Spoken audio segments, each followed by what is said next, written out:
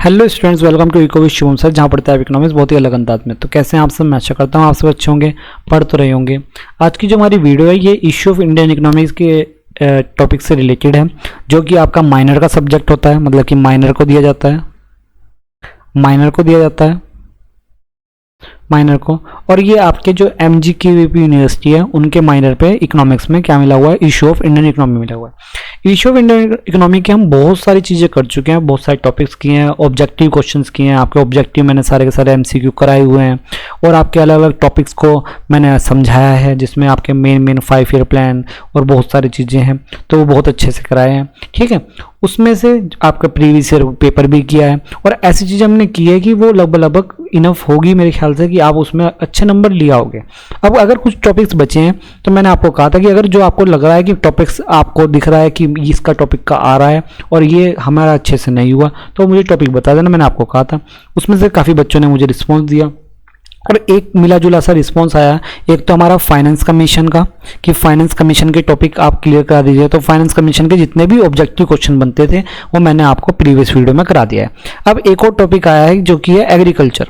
क्या है? एग्रीकल्चर के जब हमने प्रीवियस ईयर किया था तो मैंने आपको बताया था कि एग्रीकल्चर के जो क्वेश्चन आएंगे वो थोड़े ईजी आएंगे, मतलब कि आसान आएंगे, आप बहुत ही आराम से कर पाओगे। ठीक है, दिक्कत आपको नहीं होगी। ठीक है, पर लेकिन बच्चे कह रहे थे कि सर फिर भी थोड़ा सा करा दो। मैंने एक बच्चे को यही कहा था, मैंने कहा एग्रीकल्चर के तो इजी क्वेश्चन आएंगे, कोई दिक्कत होगी नहीं। पर उसने कहा कि सर फिर भी करा दो, कुछ क्वेश्चन आ रहे हैं जो कि समझ में नहीं आ रहे। तो मैंने कहा चलो इसको भी थोड़ा सा करा ही देते हैं। अब देखिए हम इसको आज करेंगे। देखो, एग्रीकल्चर सेक्टर हमारा बहुत बड़ा सेक्टर है। ठीक है, स्टार्ट कर रहे हैं वीडियो। एग्रीकल्चर जो सेक्टर है वो हमारा बहुत बड़ा सेक्टर है। देखो, हमारे इकोनॉमिक्स में या इकोनॉमी स्ट्रक्चर में एग्रीकल्चर सेक्टर बहुत बड़ा रोल रखता है। और सीधी सी बात है, अगर हम देखेंगे तो सेंसस 2000 के आपको डाटा मिलेंगे। तो सेंसस 2000 आपकी 2000 की जनगणना के अनुसार, तो पहला क्वेश्चन तो ये 2000 की जनगणना के अनुसार कितना हमारा रेशो रहा है, जनसंख्या रेशो रहा है 1 अरब 21 करोड़ के आसपास रहा है। ठीक है, उसके अकॉर्डिंग सीधा क्वेश्चन देखो, मैं आपको ये जो पूरी क्लास होगी इसमें ज़्यादा डीपली ना बताकर सीधा मेन पॉइंट बताऊंगा। देखो, मेन पॉइंट आ जाएंगे सीधे।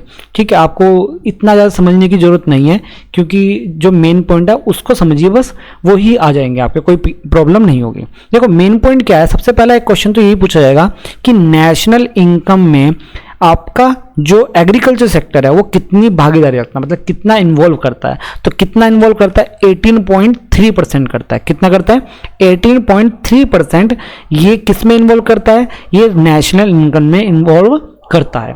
ये किसकी डाटा के अकॉर्डिंग है, ये बात ध्यान रखना, 2011 के डाटा सेंसस के अकॉर्डिंग ही रहेगा। ठीक है, जो न्यू अपडेट आ रहे हैं वो आपके अलग अलग वो जो होते हैं, मैं भी आगे बताऊंगा क्लास में, अलग अलग क्या होते हैं, अलग अलग सर्वेज होते हैं, उसके अकॉर्डिंग होता है। ठीक है, मेनली 2011 के डाटा को हम पढ़ते हैं। ठीक है, आगे स्टार्ट करते हैं। और क्या क्या चीजें हैं, एक तो नेशनल इनकम पूछ लिया, और उसके बाद एक और चीज पूछी जाती है कि हमारा जो देश है भाई, इतनी सारी जनसंख्या है, तो इतनी सारी जनसंख्या में से ये जो एग्रीकल्चर है ये श्रम शक्ति, मतलब कि आपका लेबर पावर पर निर्भर करता है। किस पे? लेबर पावर पर। और लेबर पावर कितनी परसेंट लगती है? 54.6% के करीब। ये बात याद रखना, जब भी ये डाटाज होंगे तो आपको ऑब्जेक्टिव में भी अगर डाटा आते हैं तो आपको एक चीज जरूर लिखी आएगी, लगभग। क्या आएगी? लगभग जरूर देखने को आपको मिलेगा। ठीक है, तो ये सारे के सारे लगभग करके ही चलते हैं, क्योंकि बिल्कुल क्लियर आप नहीं बता सकते हो, लगभग के आसपास ही रहता है। ठीक है, तो 54.6% के लगभग जो भागीदारी है वो आपकी रोजगार के अंदर, मतलब कि एम्प्लॉयमेंट के अंदर किसकी होती है? ये होती है श्रम शक्ति। श्रम शक्ति मतलब आपका लेबर पावर के अकॉर्डिंग। ठीक है, और आगे चीजें पढ़ते हैं। और क्या क्या चीजें पूछी जा सकती है? जो आपका एग्रीकल्चर सेक्टर है वो आपके इंडस्ट्रीज को भी, मतलब कि औद्योगिक विकास के लिए भी होता है, मतलब इंडस्ट्रीज के ग्रोथ के लिए होता है। कैसे? क्योंकि सूती वस्त्र और आपके जूट के उद्योग, चीनी, मतलब कि आपका यही टी, कॉफी, आपका शुगर मिल्स, ये सारे के सारे किसकी वजह से चलते हैं? अगर इनको चलाना है तो आपका एग्रीकल्चर सेक्टर होना चाहिए भाई।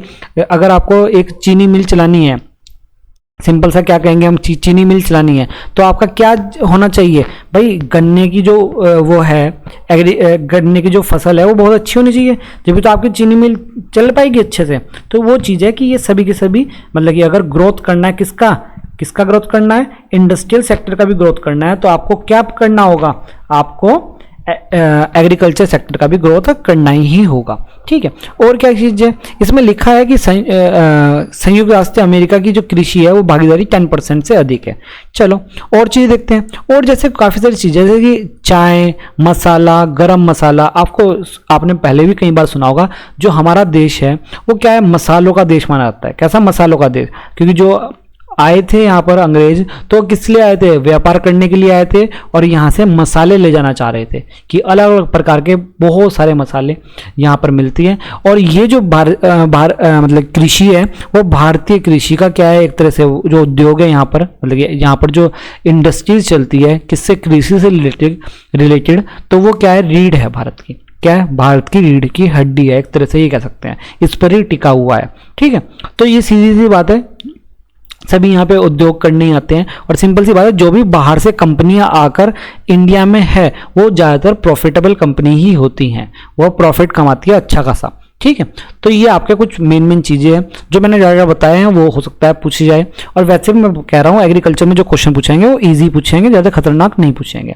अब कुछ हम क्या पढ़ लेते हैं, इसके कुछ महत्व पढ़ लेते हैं, इंपोर्टेंस पढ़ लेते हैं। कृषि की इंपोर्टेंस क्या है, कई बार पूछ लेता है कृषि की क्या इंपोर्टेंस है, उसमें क्या क्या चीज़ें, कुछ छोटी छोटी चीज़ें और भी पूछ सकता है। जैसे कि मेन सोर्स क्या है, रोजगार का, हमने बताया ऊपर 54 पॉइंट के करीब, और अगर हम किसी और डाटा के अकॉर्डिंग देखें तो उसमें भी क्या दे रखा है, लगभग 52% क्या है, वहां पर तो श्रम शक्ति थी, मतलब कि आपकी लेबर पावर था।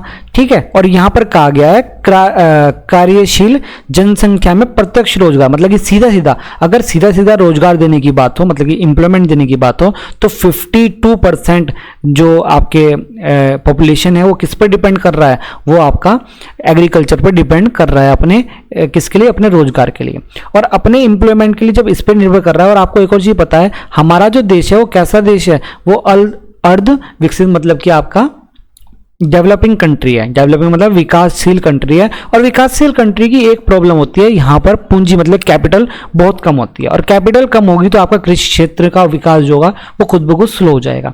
ठीक है, उसके लिए क्या है कि आपको इस चीज़ में काफ़ी ज़्यादा सुधार लाने पड़ेंगे, जब भी आप एग्रीकल्चर में और अच्छा कर सकते हो। ठीक है, अगली बात करते हैं कि राष्ट्रीय आय में योगदान। हमने बताया राष्ट्रीय आय में तो बहुत योगदान करती है भाई, बहुत बड़ा योगदान है राष्ट्रीय आय में। लेकिन अब क्या है कि अगर हम देखें, कंपेयर करें, तो 1950 और 51 के अकॉर्डिंग जो राष्ट्रीय आय में भागीदारी थी परसेंटेज की, वो कितनी थी, 59% थी। कितनी, 59% हमारी नेशनल इनकम में थी। बट अगर हम अभी बिल्कुल लेटेस्ट देखें, 22-23 का देखें, तो उसके अकॉर्डिंग क्या है डाटा, 18.3% है। मतलब ये देखो 59 से कहाँ पहुंच गई, 18.3%, मतलब कितना ज़्यादा कम हुआ है। ठीक है, तो इसका मतलब ये है कि ये जो हमारा भागीदारी है वो धीरे धीरे कम होती जा रही है, और कहीं ना कहीं ये जो भागीदारी कम होती जा रही है उसको हमें समझना पड़ेगा और इसमें सुधार करना ही पड़ेगा। ठीक है, क्योंकि देखो बहुत ज़्यादा पॉपुलेशन इसी पर डिपेंड करती है अपनी सारी आजीविका। और ये जो डाटाज है ना, ये मैंने आपको कहा था ना स्टार्टिंग में, डाटा अलग अलग रिपोर्ट्स होती है, उस रिपोर्ट्स के अकॉर्डिंग दे रखा है। यहाँ जो ज़्यादातर डाटा दे रखा है वो आपका MOSPI रिपोर्ट के अकॉर्डिंग दे रखा है, जिसे हिंदी में क्या बोल देते हैं, सांख्यिकी और कार्यान्वयन मंत्रालय रिपोर्ट, और इंग्लिश में बोल देते हैं ministry of statistical and programme implementation report. ठीक है, इंग्लिश में इसकी जो फुल फॉर्म है वो ये है। फुल फॉर्म भी पूछी जा सकती है, तो एक बार आप लिख लेना। ठीक है, तो ये आपका यहां से पूछा जा सकता है। आगे देखते हैं, आगे क्या है, 2 सेकंड रुकिए, चलिए आगे देखते हैं। आगे क्या है, आगे बेस ऑफ इंडस्ट्रियलाइजेशन, मतलब कि औद्योगिकरण का आधार। देखो, अगर आपको विकास करना है, किस चीज़ का विकास करना है, अपने इंडस्ट्रीज का विकास करना है, इंडस्ट्रीज को डेवलप करना है, तो आपको कृषि का भी डेवलपमेंट करना पड़ेगा, क्योंकि ये जो आपके अलग अलग उद्योग हैं वो कृषि के बगैर नहीं चल पाएंगे। जैसे आपका एक मेल ले रहा हूँ मैं गन्ना का, क्योंकि काफ़ी ज़्यादा फेमस है, क्योंकि आपने कई बार न्यूज़ में भी सुना होगा। तो जो गन्ना की खेती करता है, गन्ने की खेती करते हैं, उनका गन्ना कौन लेता है, उनका गन्ना चीनी मिल्स लेती है। ठीक है, जो शुगर मिल्स हैं वो लेती हैं, तो वो जो गन्ना लेगी तो उसमें यही चीज़ एमएसपी वगैरह सब कुछ चल रहा था कि हमारा एमएसपी नहीं मिलता, हमें पेमेंट बहुत लेट मिलता है वहाँ से, तो यही चीज़ है। तो अगर औद्योगिक विकास है तो आपको कृषि का विकास करना पड़ेगा, क्योंकि गन्ने की खेती अगर अच्छी नहीं होगी तो आपकी जो शुगर मिल्स है वो अच्छा रिजल्ट आपको नहीं दे पाएगी। ठीक है, और क्या क्या चीज़ें, आर्थिक विकास का आधार, सिंपल सी बात है, इकोनॉमिकल डेवलपमेंट होगा ही। इकोनॉमिकल डेवलपमेंट कब होगा, जब आपका क्या होगा, कृषि का विकास होगा तो आपका वो होगा। और ऐसा क्यों होगा इकोनॉमिकल डेवलपमेंट, क्योंकि अगर कृषि का बढ़ेगा तो आपको सरकार की आय भी तो बढ़ेगी, सरकार की आय भी बढ़ेगी भाई, अगर कृषि का डेवलपमेंट होगा, तो इसलिए ये यहाँ पर रिलेट कर जाता है। और क्या क्या है, अंतर्राष्ट्रीय व्यापार, देखो ये पूछी जाने वाली चीज है, कई बार पूछी जा सकती है और बहुत इंपॉर्टेंट हो जाती है ये चीज। इसमें क्या कह रहा है, importance of foreign trade. Foreign trade मतलब कि बाहर के साथ हम व्यापार कर रहे हैं, मतलब कि दूसरे देशों के साथ व्यापार कर रहे हैं। और उसमें एक मेन चीज जो आएगी वो यही आएगी कि ना 2021 और 2022 के अकॉर्डिंग जो व्यापार करा हमने बाहर के साथ, मतलब कि दूसरे देशों के साथ जो एक्सपोर्ट किया, निर्यात किया, एक्सपोर्ट किया, वो कितना था, 11.9% था।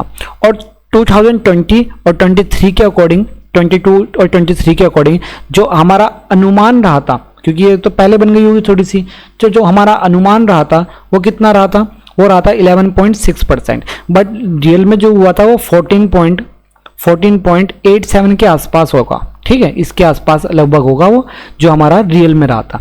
तो ये हमारा एक्सपोर्ट रहे हैं कि दूसरे देशों के साथ मतलब कि हमारे जो जितने भी एग्रीकल्चर के कुछ पार्ट्स होते हैं, वो जितने भी कुछ चीज़ें होंगी, तो वो क्या होता है, वो दूसरे देशों में भेजा गया, मतलब कि एक्सपोर्ट किया गया। तो उसके ऊपर ही कुछ डाटा है। सप्लाई ऑफ फूड गेन्स, बिल्कुल सही है भाई। फूड गेन्स देखो, एग्रीकल्चर क्या कराता है, फूड्स को भाई, जो आपका वो होगा भाई, हम 140, आपको पता ही है कि जो अगर अब के अकॉर्डिंग देखें तो 145 करोड़ के आसपास हम लोग हो गए, नंबर 1 पर हो गए हम। ठीक है, और उसके अकॉर्डिंग आपको खाद्य जो फूड है वो भी तो चाहिए, और फूड कौन करेगा, एग्रीकल्चर, तो एग्रीकल्चर से तो बनेगा भाई। जब आपके खेती होगी तो उसमें से तो आपको खाने की चीज़ें मिल पाएगी, बन पाएगी, तो वो बहुत ज़रूरी हो जाता है, बेस हो जाता है। और क्या है, रिवेन्यू, देखो सरकार को बहुत अच्छा रिवेन्यू मिलता है, किससे, आपके एग्रीकल्चर से। किससे, एग्रीकल्चर से बहुत अच्छा रिवेन्यू मिलता है। जितना एग्रीकल्चर बढ़ेगा उतना रिवेन्यू सरकार का खुद ब खुद बढ़ जाएगा, सरकार की आय उतनी ही प्राप्त होगी। ठीक है, और क्या क्या चीज़ें हैं और देख लेते हैं। और काफ़ी सारी चीज़ें हैं, देखो बहुत सारी चीज़ें हैं। देखो कैपिटल फॉर्मेशन हमने देखा ही अभी, कैपिटल मतलब कैपिटल बढ़नेगा।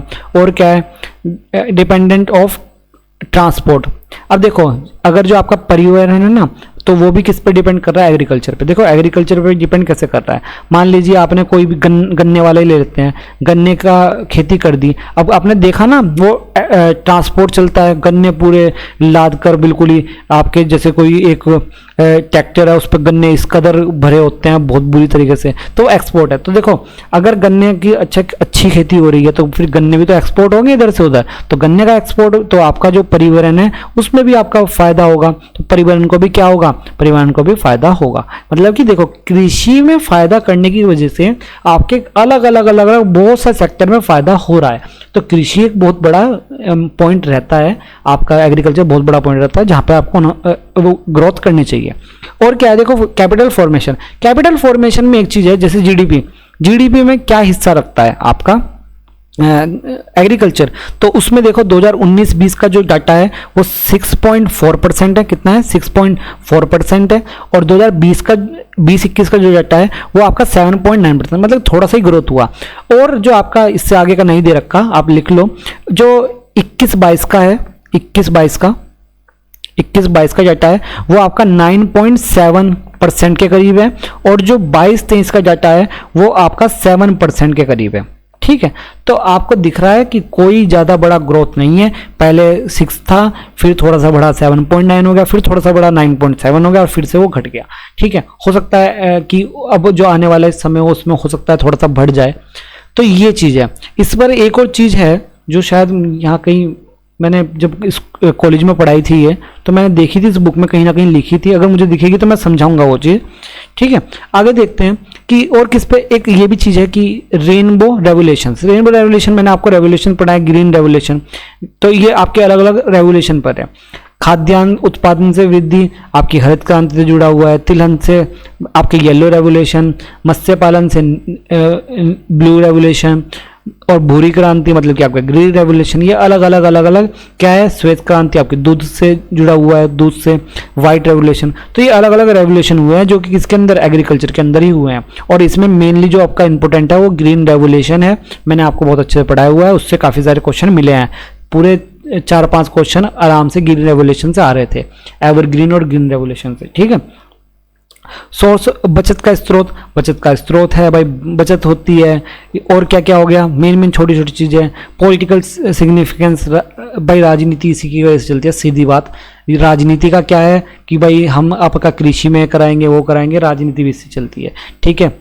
आपका अग्नि राष्ट्रीय फॉरवर्ड नेशन है, ठीक है। और क्या है कि काफ़ी सारे ऐसे चीज़ें हैं जो कि हमारा देश ही मेनली करता है, जैसे कि आपकी मूंगफली हो गया, सब्जी हो गया, काफ़ी अलग अलग तरह की कुछ चीज़ें हो गई कि हमारे देश ही बेस्ट है उसमें। तो हमारा देश उसमें सबसे आगे खड़ा होता है, सबसे ज़्यादा उसमें वो रखता है। जैसे चावल का हो गया, चावल की खेती बहुत ज़्यादा अच्छी होती है हमारे यहाँ। अब देखो एक ये चीज़ थी, हाँ मुझे याद आ गई, यही चीज़ है वो।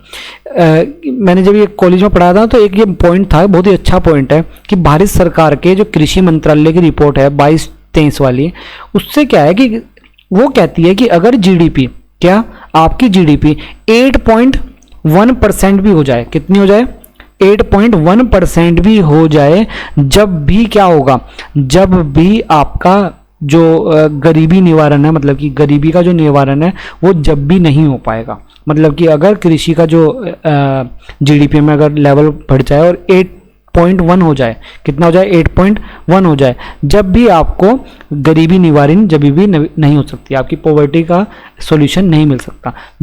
कब तक नहीं मिल सकता, जब तक कृषि का विकास और तेजी से ना हो। तो मतलब कि सिंपल सी बात ये है, सही मायने में अभी कृषि का हाल अच्छा हमारे देश में नहीं है, ठीक है। तो क्योंकि ग्रोथ रेट बहुत ज़्यादा कम है इस टाइम, ठीक है। आगे कुछ चीज़ देखते हैं।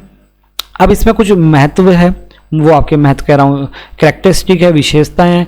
और एग्रीकल्चर की मेन छोटी छोटी सी है। क्या है, आपकी मेन सोर्स है लिवलीहुड का, और कितना है, मैंने वही पढ़ा था 54.6% भागीदारी किसका, आजीविका करती है। और जनसंख्या के अकॉर्डिंग देखा जाए, गाँव में कितने लोग रहते हैं, 68.84% क्या रहते हैं, गांव में रहते हैं लोग बाग, उनका व्यवसाय ज़्यादातर का कृषि ही है। अदृश्य बेरोजगारी कृषि में भी देखने को मिलती है, सभी को पता है। अदृश्य बेरोजगारी किस कहाँ मिलती है, कृषि में मिलती है। मतलब बेरोजगारी से भी जोड़ के पूछा जा सकता है कृषि का, ठीक है। तो आप ध्यान रखना, बेरोजगारी से भी जोड़ के पूछा जा सकता है। बेरोजगारी मैंने अनएम्प्लॉयमेंट पढ़ाया हुआ है। 2 तरह की मिलती है, मौसमी और अदृश्य, 2 तरह की। ये मैंने आपको बहुत अच्छे से पढ़ाया है, यहाँ समझाने की जरूरत नहीं है, वहाँ आराम से देख लेना वीडियो में। और क्या क्या चीज़ें हैं, लेबर इंटेंसिव है, मतलब कि लेबर की बहुत ज़्यादा जरूरत पड़ती है। आपका अगर लेबर है तो वो उसका उस पर बहुत ज़्यादा वो होता है। और क्या क्या चीज़ें हैं, और आपका क्या है कि मानसून पर बहुत डिपेंड करता है कि भाई बारिश आ गई, अचानक से बारिश आ गई, आप सुनते हो कि बारिश आ गई, खेती सबकी खराब हो गई अचानक से। तो क्या होता है, ये मानसून पर बहुत बड़ा निर्भर होता है। एक तरह से पूरा जुआ चलता है कि बारिश अगर टाइम पर आ गई तो बहुत ही अच्छा ग्रोथ हो गया, और टाइम पर नहीं आई और गलत टाइम आ गई तो बहुत ज़्यादा आपको नुकसान मिल जाएगा। जोत क्या है, मतलब कि जो आपके साइज होते हैं ना उसके, वो बहुत छोटे हैं, हमारे देश के बहुत छोटे साइजेज हैं। ऐसा कैसे कि 72% जो है, मतलब कि जो कृषि होती है वो 2 हेक्टर से भी छोटी होती है, मतलब कि इतने से भी कम है। और इसकी वजह से क्या मिलेगा, इसकी वजह से फिर हमको जो ग्रोथ होगी ना, वो मैंने आपको जो मैंने ये पढ़ा था ना, बेरोजगारी पढ़ाई थी, तो उसमें मैंने बताया था कि छोटे छोटे एरिया में अगर हम कृषि करते हैं तो हमारी ग्रोथ अच्छी नहीं मिलती हमको। और वही चीज़ है कि लो प्रोडक्टिविटी यहाँ की लो है। और एक डाटा दिया गया है, क्या डाटा दिया गया कि एक अनुमान के अकॉर्डिंग जो अगर 1 हेक्टेयर में खेती करते हैं, तो अगर हम गेहूं का लेंगे तो गेहूं का जो किलो के उसमें हो रहा है, तो 1 हेक्टेयर में कितना किलो दे रखा है, 2830 किलो का गेहूं पैदा हो रहा है। पर जबकि क्या है, ब्रिटेन में वही 1 हेक्टेयर में जो गेहूं पैदा हो रहा है वो 8000 के आसपास हो रहा है, मतलब 8000 किलो के आसपास हो रहा है। तो आपको दिख ही रहा होगा कितना ज़्यादा हम कम है यहाँ पर। तो ऐसी कंडीशन में चीज़ें फिर बिगड़ जाती है। और यही चीज़ होती है कि कृषि जितने भी कृषि लोग कर रहे होते हैं वो बेचारे परेशान रहते ही हैं, ठीक है। और एक चीज़ है जैसे ओल्ड और इफेक्टिव एग्रीकल्चर मेथड, जो एग्रीकल्चर मेथड है वो बहुत मतलब कि कैसा है, पुराना चल रहा है। और आपको मैंने एक एग्जांपल दिया था, जब हमारे यहाँ पर जो गांव में खेत वगैरह है, तो उसमें क्या था कि मैंने आपको बताया था कि जो पेड़ लग रहे थे, पॉपुलर वगैरह के पेड़ लग रहे थे, उसमें ना एक प्रॉब्लम आ गई थी। प्रॉब्लम क्या आ गई थी कि वो ना ऊपर से सूख कर धीरे धीरे नीचे खत्म हो जा रहे थे। तो हमारे समझ में आया कि भाई ये क्या चक्कर चल रहा है कि भाई ऊपर से सूख कर धीरे धीरे खत्म हो जा रहा है पेड़, तो ऐसी तो कंडीशन खराब है। तो हमने बात करी जब लोगों से, तो लोगों ने क्या कहा कि आप ना पेड़ सारे कटवा दो, कि आप सारे पेड़ को कटवा दो, कि ये होता है, ऐसी होता है, बीमारी आ जाती है, ये आ जाती है। पर हमने सोचा कि भाई पेड़ कटवा कर फायदा तो कुछ नहीं है, क्योंकि अभी छोटे हैं। तो हमने वही चीज़ है, हमने क्या करा, अगर मेन वो है, लोग बाग किस पे डिपेंड कर रहे हैं, वही पुरानी तकनीकी पे डिपेंड कर रहे हैं कि भाई पेड़ में अगर कुछ खराबी आई तो कटवा दो, ठीक है, दूसरे लगा दो। लगभग सभी ने हमको यही राय दी एरियाज में, मतलब कि जितने भी गाँव के एरियाज में था कि भाई आप क्या करो, इसको कटवा कर नए लगवा दो, ठीक है, और कोई दिक्कत नहीं, हो जाएगा, जल्दी हो जाएगा।